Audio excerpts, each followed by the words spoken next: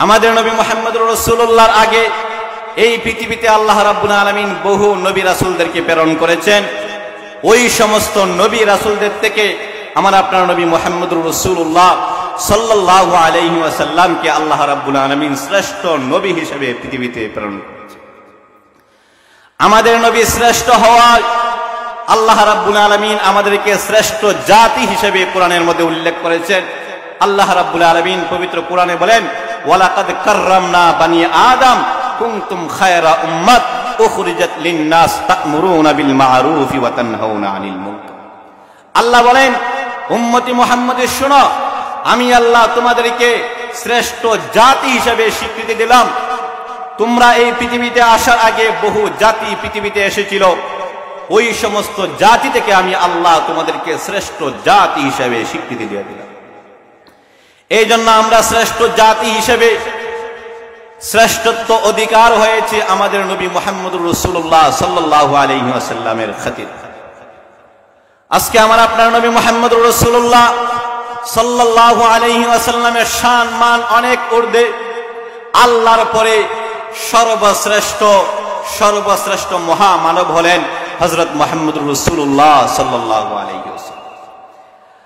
আমরা সকলেই মুহাম্মদুর রাসূলুল্লাহর উম্মত। আজকে আমরা আপনার সমাজে সুন্নি ওয়াহাবি নিয়ে ঝগড়া, অথচ মুহাম্মদুর রাসূলুল্লাহ সাল্লাল্লাহু আলাইহি ওয়াসাল্লামের শান মান নিয়ে যখন আমাদের সমাজের মধ্যে নাস্তিক মুরতাদরা সমালোচনা করে, তখন আমাদের জবান বন্ধ থাকে, তখন তাদের বিরুদ্ধে আমাদের মুখ খুলতে আমরা পারি না। অথচ এই সুন্নি ওয়াহাবি নিয়ে আমাদের মধ্যে ঝগড়া। আল্লাহর কসম, আল্লাহ রাব্বুল আলামিন আমাদের উপরে যে কিতাব নাযিল করেছে কোরআন, এই কোরআনের শুরু থেকে শেষ পর্যন্ত সম্পূর্ণ অর্থ আমাদের মুখস্থ। আল্লাহর কসম, পবিত্র কোরআনে কোন জায়গার মধ্যে সুন্নি ওয়াহাবি নামে কোনো শব্দ নাই। আমি মুহাম্মদুর রাসূলুল্লাহ সাল্লাল্লাহু আলাইহি ওয়াসাল্লামের হাজার হাজার হাদিস আমি অধ্যয়ন করেছি, হাজার হাজার হাদিস আমি নবীজির পড়েছি। কোন একটা হাদিসের মধ্যে সুন্নি ওয়াহাবি নামে কোনো শব্দ পাই নাই। রাসূল সাল্লাল্লাহু আলাইহি ওয়াসাল্লামের পরে চার খলিফা হযরত ওমর, হযরত আবু বকর, হযরত উসমান, হযরত আলী রাদিয়াল্লাহু তাআলা আনহুর জিন্দেগীর মধ্যে সুন্নি ওয়াহাবি কোনো শব্দ নাই। এবং রাসূল সাল্লাল্লাহু আলাইহি ওয়াসাল্লামের আরো অসংখ্য গণিত সাহাবীদের জীবনী আমাদের মুখস্থ। কোন একজন সাহাবীর জিন্দেগীর মধ্যে সুন্নি ওয়াহাবি কোনো শব্দ পাই নাই। এরপরে আসেন সাহাবায়ে কেরাম, তাবিঈন, তবে তাবিঈন, আইম্মায়ে মুজতাহিদিন, চার ইমামের জীবনী আমাদের মুখস্থ। চার ইমামের জীবনীর মধ্যে কোন একজনের জীবনীর মধ্যে সুন্নি ওয়াহাবি শব্দ পাই নাই। সুন্নি ওয়াহাবি শব্দ আল্লাহর কাছে কোনো শব্দ নাই। আল্লাহর কাছে অ্যাড্রেস, আল্লাহর কাছে পরিচয় একটাই, ইল্লাল্লাযীনা আমানু ওয়া আমিলুস সালিহাত। যদি ঈমান এনে থাকো, নেক আমল করো, তাহলে আমি আল্লাহ তোমাকে জান্নাত দিয়ে দিব। আল্লাহ রাব্বুল আলামিন হাশরের ময়দানে সুন্নি ওয়াহাবি নিয়ে কোনো প্রশ্ন করবে না। আল্লাহ জিজ্ঞাসা করবে, গোলাম, আমি আল্লাহ তোমাকে সময় দিয়েছিলাম, আমি আল্লাহ তোমাকে হায়াত দিয়েছিলাম, আমি আল্লাহ তোমাকে জীবন দিয়েছিলাম, আমি আল্লাহ তোমাকে শরীরে শক্তি দিয়েছিলাম, আমি আল্লাহ তোমাকে সব দিলাম, ঈমান ঠিক মতো নিয়ে আসছো কিনা, আমল করে আসছো কিনা? সেই প্রশ্নের জবাব আল্লাহর আদালতে দিতে হবে। কিন্তু আল্লাহর আদালতে সুন্নি ওয়াহাবি নামে কোনো প্রশ্ন কোনোদিন করা হবে না। সুন্নি ওয়াহাবি একটা অনর্থক বিষয়। এগুলো নিয়ে আমরা বিভিন্ন জায়গায় ঝগড়া বিবাদে লিপ্ত হয়ে যাই। অথচ আমার আপনার নবী মুহাম্মদুর রাসূলুল্লাহর শান মান নিয়ে যখন নাস্তিক মুরতাদরা কথা বলে, অমুসলিমরা যখন কথা বলে, ওই অনেক মুসলমানদের মধ্যে অনেক যুবক, অনেক মানুষ এমন আছে আমার নবীজির চরিত্র নিয়ে কথা বলে, তখন আমাদের জবান বন্ধ থাকে। আমরা স্পষ্ট করে বলতে চাই, আল্লাহর জমিনে, আসমানের নিচে, জমিনের উপরে মুহাম্মদুর রাসূলুল্লাহ সাল্লাল্লাহু আলাইহি ওয়াসাল্লামকে নিয়ে যদি কোনো ব্যক্তি কটূক্তি করে, মুসলমান সেটা কোশ্চিন করে বরদাস্ত করে নিতে পারে না। আল্লাহর নবীর ইজ্জতের উপরে যদি আঘাত আসে, আল্লাহর নবীর শান মানের উপরে যদি আঘাত আসে, মুসলমানদের উপরে কর্তব্য হলো, মুসলমানদের উপরে ওয়াজিব হলো, ওই নাস্তিক মুরতাদদের গর্দান উলিয়ে জমিন থেকে তাকে খতম করে দেওয়া। এই জন্য সম্মানিত সুদী আসেন, আমি আপনাদের সামনে মহানবী সাল্লাল্লাহু আলাইহি ওয়াসাল্লামের শান মান নিয়ে সংক্ষিপ্ত কিছু কথা বলবো। তো আল্লাহ রাব্বুল আলামিন পবিত্র কোরআনের মধ্যে ইরশাদ করেন, নবী মুহাম্মদুর রাসূলুল্লাহ সাল্লাল্লাহু আলাইহি ওয়াসাল্লাম, আল্লাহ রাব্বুল আলামিন বলেন, যদি কোনো ব্যক্তি আমি আল্লাহর মহাব্বত অর্জন করতে চায়, আমি আল্লাহর প্রিয় যদি হতে চায়, তাহলে সে যেন আপনি নবীকে অনুসরণ করে। রাসূল সাল্লাল্লাহু আলাইহি ওয়াসাল্লামের সময়ে হযরত মুহাম্মদুর রাসূলুল্লাহ সাল্লাল্লাহু আলাইহি ওয়াসাল্লামের জামানায় মুশরিকরা এসে বলতো, ইয়া রাসূলুল্লাহ, ইয়া হাবিবাল্লাহ, আমরা তো আল্লাহকে বড় মহব্বত করি, আমরা তো আল্লাহকে বড় ভালোবাসি। তখন আল্লাহ রাব্বুল আলামিন আসমান থেকে জিবরাইলের মাধ্যমে আয়াত নাযিল করে দিলেন, নবী মুহাম্মদুর রাসূলুল্লাহ শুনেন, ওই মুশরিকরা আপনাকে বলে আমরা আল্লাহকে মহব্বত করি, আপনি তাদের একটা পরীক্ষা নেন, তাদের একটা ইন্টারভিউ নেন, যে তারা কি আসলেই আমি আল্লাহকে মহব্বত করি কিনা। এই পরীক্ষার স্কেল হলো, যদি তারা আমি আল্লাহকে মহব্বত করে, তাহলে তারা যেন আপনি নবীকে অনুসরণ করে। আল্লাহ রাব্বুল আলামিন পবিত্র কোরআনে আয়াত নাযিল করে দিয়েছেন, কুল ইন কুনতুম তুহিব্বুনাল্লাহ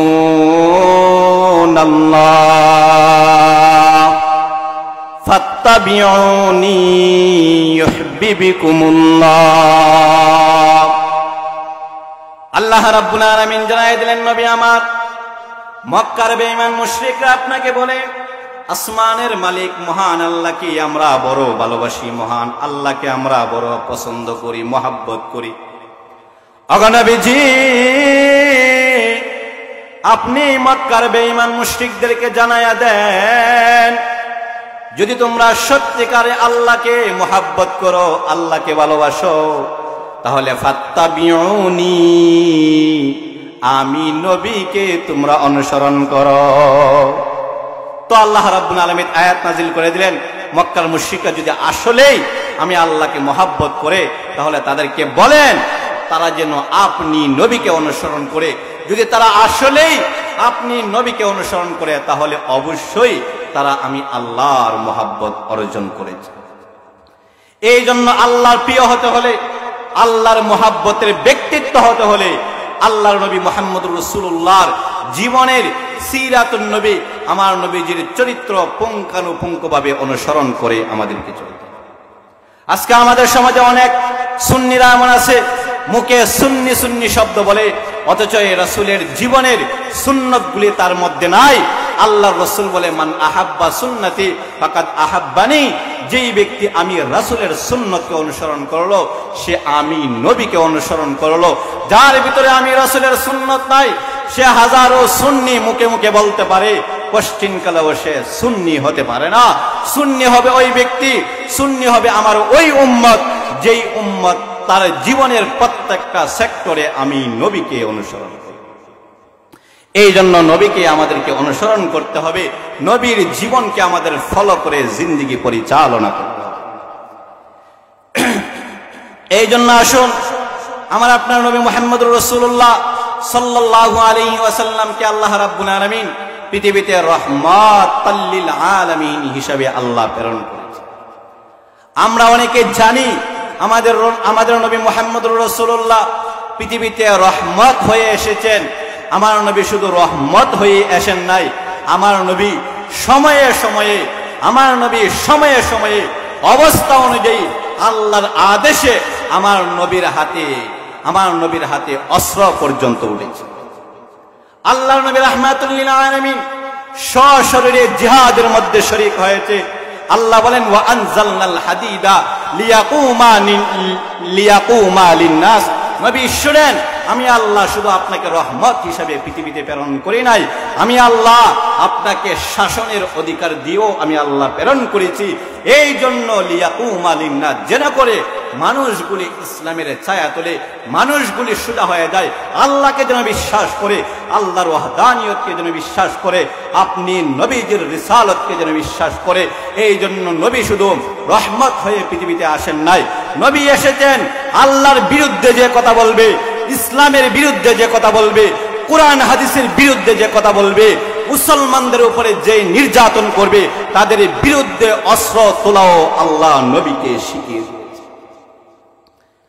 আজকে আমাদের মুখস্থ হয়ে গেছে নবী রহমত হয়ে এসেছেন।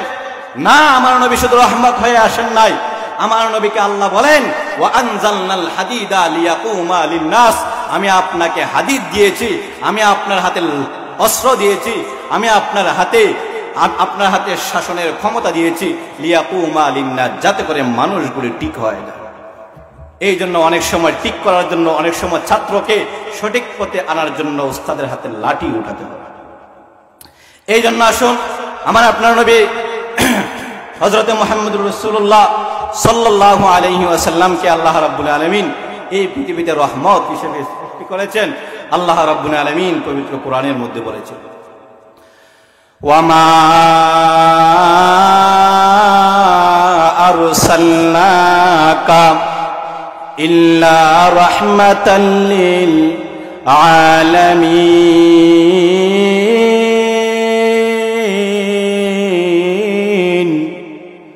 আল্লাহ রাব্বুল ইজ্জত ওয়াল জালাল জানিয়ে দিলেন, ওয়ামা আরসালনাকা ইল্লা রাহমাতাল লিল আলামিন, নবী গো, আমি আল্লাহ আপনাকে রহমত হিসেবে দুনিয়াতে পাঠাইছি। এই জন্য আমার আপনার নবী মুহাম্মদুর রাসূলুল্লাহ সাল্লাল্লাহু আলাইহি ওয়াসাল্লাম সাল্লাল্লাহু আলাইহি ওয়াসাল্লামকে আল্লাহ এত কিছু গুণ দিয়েছিলেন, এমন কিছু গুণ আমার নবীকে আল্লাহ দিয়েছিলেন যে গুণগুলির কারণে মানুষ নবীকে আরো বেশি মহব্বত করে। মৌলিকভাবে উল্লেখযোগ্যভাবে 4 কারণে মানুষ একে অপরকে মহব্বত করে।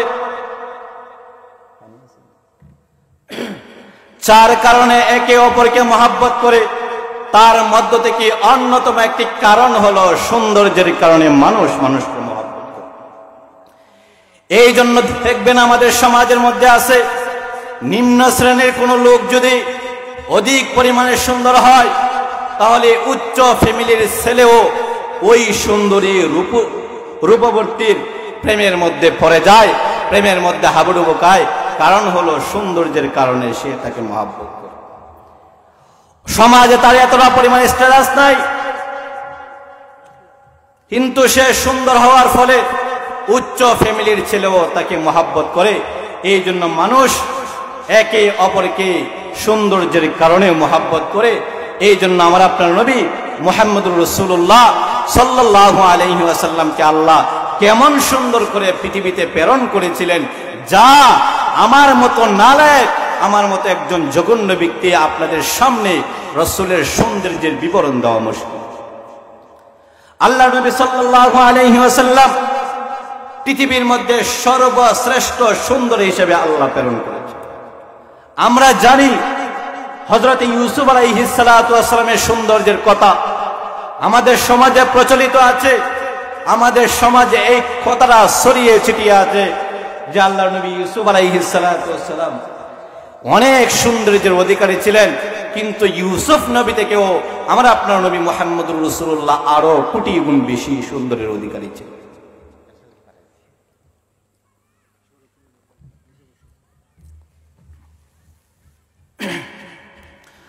তো আল্লাহর নবী হযরত মুহাম্মদুর রাসূলুল্লাহ সাল্লাল্লাহু আলাইহি ওয়াসাল্লাম ইউসুফ নবী থেকেও সুন্দর ছিলেন। قال النبي صلى الله عليه وسلم أخي يوسف ظبي وأنا مليح। আল্লাহর নবী সরওয়ারে দু আলম নবী জানায়া দিলেন, আমার উম্মতরা শোনো, হযরত ইউসুফ আলাইহিস সালাতু ওয়াস সালাম ছিলেন একেবারে শুভ্র সাদা সৌন্দর্যের অধিকারী, কিন্তু আমি নবী মুহাম্মদুর রাসূলুল্লাহ আল্লাহ রাব্বুল আলামিন আমাকে লাবণ্যময় সুন্দর অধিকারী হিসেবে সৃষ্টি করেছেন। হযরত নবী করিম সাল্লাল্লাহু আলাইহি ওয়াসাল্লাম মিরাজের রজনীতে যখন ইউসুফ আলাইহিস সালাতু ওয়াস সালামের সঙ্গে সাক্ষাৎ হয়ে গেল, আল্লাহর নবী জানায় দিলেন, উম্মতরা রে, আন্নাহু উতিয়া শাতরাল হুসনি। আল্লাহর নবী রাব্বুল আলামিন হযরত ইউসুফ আলাইহিস সালাতু ওয়াস সালামকে আল্লাহ পৃথিবীর অর্ধেক সৌন্দর্য দিয়ে নবী ইউসুফকে সৃষ্টি করেছিলেন। আল্লাহ রাব্বুল আলামিন ইউসুফ আলাইহিস সালাতু ওয়াস সালামের সৌন্দর্যের বিবরণ দিতে গিয়া আল্লাহ কোরআনে কারীমের মধ্যে জানায়া দিলেন, ফালাম্মা রাআ আইনাহু তাফিদু মিন দামিহি হাসিবাহু কাযাবান। আল্লাহর নবী সাল্লাল্লাহু আলাইহি ওয়াসাল্লাম যখন ইউসুফ আলাইহিস সালাতু ওয়াস সালামের সৌন্দর্যের বিবরণ দিতে গিয়া আল্লাহ কোরআনে কারীমের মধ্যে জানায়া দিলেন, ফালাম্মা রাআইনাহু আকবারনাহু ওয়া কাত্তা'না আইদিয়াহুন্না ওয়া কুলনা হাশা লিল্লাহ মা হাযা বাশারান ইন হাযা ইল্লা মালাকুন কারীম। আল্লাহ রাব্বুল ইজ্জত ওয়াল জালাল জানায় দিল, পৃথিবীর মানুষেরা শোনো, আমি ইউসুফ আলাইহিস সালাতু ওয়াস সালামকে কেমন সুন্দর করে সৃষ্টি করেছিলাম। মিশরের মহিলা জুলাইখা ইউসুফের প্রেমে পড়ে গেল, এমন সুন্দর ইউসুফ ছিলেন। ইউসুফ আলাইহিস সালাতু ওয়াস সালামের প্রেমে পড়ে জুলাইখা ডাক দিল, ইউসুফ রে, আমার হুজরার ভিতরে চলো, ঘরের ভিতরে চলো। ইউসুফ আলাইহিস সালাতু ওয়াস সালামকে জুলাইখা ঘরের ভিতরে নিয়ে যখন অপকর্মের প্রস্তাব দিল, পয়গম্বর ইউসুফ জানায় দিল, বিশ্ববাসী রে, ওই অপকর্ম থেকে আমার আল্লাহ আমাকে উদ্ধার করে দিয়েছে। ওই জুলাইখা তার আশেপাশের মহিলাদেরকে জানায় দিল, আরে মহিলারা জানোনি কেন রে, কেন কেন আমি ইউসুফের প্রেমে পড়েছিলাম। ইউসুফ তো দুনিয়ার কোনো মানুষ না, ইউসুফ তো দুনিয়ার কোনো মানুষ না, দুনিয়ার কোনো মানুষ না, দুনিয়ার কোনো মানুষ এত সুন্দর হতে পারে না। ইউসুফ নিঃসন্দেহে আল্লাহর তৈরি কোনো ফেরেশতা হবে। হযরত ইউসুফ আলাইহিস সালাতু ওয়াস সালাম এত সুন্দর ছিলেন, ওই ইউসুফ আলাইহিস সালাতু ওয়াস সালাম থেকে আমার আপনার নবী আরো কোটি গুণ বেশি সুন্দর ছিল। আম্মা জান আয়েশা জানায় দিলেন, দুনিয়ার মানুষেরা তোমরা কি জানো রে, আপনাদের নবী মুহাম্মদুর রাসূলুল্লাহ কেমন সুন্দর ছিলেন। লাওয়াহি জুলাইখা লাউরানিনা জাবিনাহু, লাওয়াহি জুলাইখা লাউরানিনা জাবিনাহু লা আসারুনা বিত্তাকতি'is সুদুর আলাল ইয়াদি। আম্মা জানা আয়েশা জানায় দিল, বিশ্ববাসী, এই তোমাদের নবী কেমন সুন্দর ছিল জানো। মিশরের মহিলারা জুলাইখা হযরত ইউসুফ নবীর জন্য হাত কাটে রে। ওই মিশরের মহিলারা যদি বিশ্ব নবী রাহমাতুল লিল আলামিনের চেহারা মুবারক দেখত, তাহলে তাদের কলিজা কেটে ফেলতো, বিন্দু পরিমাণ টের পাইত না। আম্মা জানা আয়েশা জানায় দিল, বিশ্ববাসী শুনো, তোমাদের আসমানের একটা সূর্য আছে, আমি আয়েশার ব্যক্তিগত পার্সোনাল একটা সূর্য আছে। বিশ্ববাসী রে, তোমাদের সূর্য উদিত হয় আসমানের মধ্যে, পূর্ব আকাশে। আরে দুনিয়ার মানুষ, আমি আয়েশার সূর্য উদিত হয় আমার ঘরের ভিতরে, হুজরার ভিতরে, এশারের পরে। আল্লাহর নবী রাহমাতুল লিল আলামিন এশারের পরে হযরতে আম্মা জান আয়েশার ঘরের ভিতরে আগমন করলেন। আম্মা জান আয়েশা জানায়া দিলেন, পৃথিবীর মানুষেরা শুনো, একদিন আমি আমার ঘরের ভিতরে সুই দ্বারা কাপড় সেলাই করতেছিলাম, এমত অবস্থায় আমার হাত থেকে সুইটা জমিনের মধ্যে পড়ে গেল। ফাতালাবতুহা, আমি ওই সুইটা অনুসন্ধান করতেছিলাম, খুঁজতেছিলাম, কিন্তু পাইতেছিলাম না। ওই মুহূর্তে আখির নবী মুহাম্মদুর রাসূলুল্লাহ সাল্লাল্লাহু আলাইহি ওয়াসাল্লাম যখন আমার হুজরার ভিতরে আগমন করলেন, ওই নবীর চেহারার আলোতে আমি আমার হারানো সুই পেয়ে গেলাম। এতটা সৌন্দর্য দিয়া আল্লাহ রাব্বুল আলামিন আমার আপনার নবী মুহাম্মদুর রাসূলুল্লাহ সাল্লাল্লাহু আলাইহি ওয়াসাল্লামকে সৃষ্টি করেছিলেন। এই জন্য পৃথিবীর অধিবাসীদেরকে বলবো, আল্লাহর নবী মুহাম্মদুর রাসূলুল্লাহর উম্মতদেরকে বলবো, আমার সমাজের যুব সমাজদেরকে বলবো, আজকে তোমরা সৌন্দর্যের কারণে হারাম রিলেশনের মধ্যে লিপ্ত হয়ে যাও। আজকে সৌন্দর্যের কারণে তোমরা হারাম অবৈধ রিলেশনের মধ্যে হাবুডুবু খাও, হারাম রিলেশনের মধ্যে সৌন্দর্যের কারণে তোমরা জীবন দেয়া দাও। পৃথিবীর মানুষেরা শোনো, আসমান সাক্ষী দেয়, জমিন সাক্ষী দেয়, সূর্য সাক্ষী দেয়, আল্লাহর কোরআন সাক্ষী দেয়, নবীর হাদিস সাক্ষী দেয়, সাহাবায়ে কেরাম সাক্ষী দেয়, লক্ষ কোটি ইমামরা সাক্ষী দেয় যে পৃথিবীর মধ্যে একমাত্র সৌন্দর্যের অধিকারী হলেন মুহাম্মদুর রাসূলুল্লাহ সাল্লাল্লাহু আলাইহি ওয়াসাল্লাম। এই জন্য সৌন্দর্যের জন্য যদি জীবন দিতে হয়, সৌন্দর্যের জন্য যদি আত্মহত্যা করতে হয়, সৌন্দর্যের প্রেমে যদি হাবুডুবু খেতে হয়, তাহলে আসমান জমিন লৌহ কলম আরশ কুরসি কুরআন সুন্নাহ সব কিছু সাক্ষী দেয়। জীবন দিলে একমাত্র নবী মুহাম্মদুর রাসূলুল্লাহ সৌন্দর্যে তোমরা জীবন দিবে।